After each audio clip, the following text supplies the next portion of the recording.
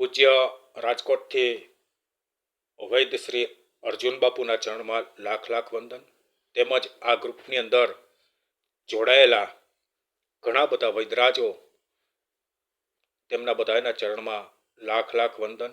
બાપુની સાથે જે આ સેવાકીય પ્રવૃત્તિની અંદર જોડાયેલા તમામ સભ્યશ્રીઓને પણ આ નિર્મળસિંહ જાડેજા લોણીવાવ માજી સરપંચના લાખ લાખ વંદન.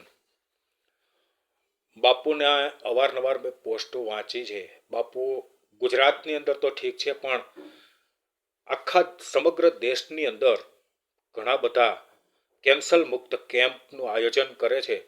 ત્યાં તમામ જગ્યાએ બાપુ વિનામૂલ્યે કેન્સરની દવા આપે છે. બાપુનું એક અભિયાન છે, કેન્સર મુક્ત ભારતનું જે અભિયાન બાપુ ચલાવે છે, ખરેખર મિત્રો બહુ મહાન કાર્ય છે. કારણ કે આજે આ સમયની અંદર આ મોંઘવારીમાં માણસને એક એક રૂપિયો ખર્ચ કરવો અટાણે પોસાય તેવી પરિસ્થિતિ નથી. એવા સંજોગોની અંદર જે આ ભયંકર બીમારીની વિનામૂલ્યે દવા આપવી એ ખરેખર અનમૂલ્ય કાર્ય છે કે જેના કોઈ આપણે મૂલ્ય જ ન કરી શકીએ. એવું સરસ કાર્ય જે બાપુ અને તેમની સાથેની સમગ્ર ટીમ જે કરે છે, તેમને હું ફરીથી લાખ લાખ વંદન કરું છું. પણ મને આ એક સાધુ તરીકે જે બાપુ એક કાર્ય કરે છે, એક સંત તરીકે જે કાર્ય કરે છે, એટલે મને એક કડી યાદ આવી ગઈ કે સંત કોને કહેવાય. કે માત સુવાડે પછી સંત જગાડે, એને ભેળવી દે ભગવંત. સંત કોને કહેવાય?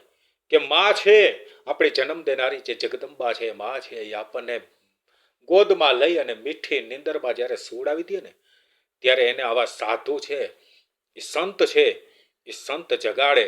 અને એટલે જ અમારા કવિએ લખ્યું છે, એ માત સુવાડે પછી સંત જગાડે. માં સુવડાવી દીધા પછી એને સંત જગાડે.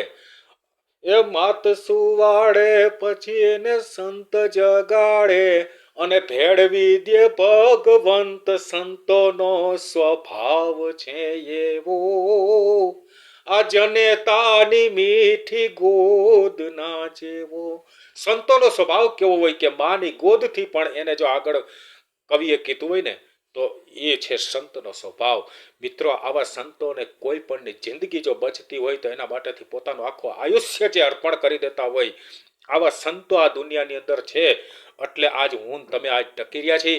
હું ફરીથી ભગવાનને પ્રાર્થના કરું છું, ઈશ્વરને પ્રાર્થના કરું છું કે મારું સમગ્ર આયુષ્ય છે એ અર્જુન બાપુને આપી દે અને લાખો માણસોની જિંદગી બચાવવાની એને શક્તિ આપે, એવી પ્રભુના ચરણમાં પ્રાર્થના સાથે જય હિન્દ, જય ભારત, જય મા ભગવતી, જય સનાતન ધર્મની જય.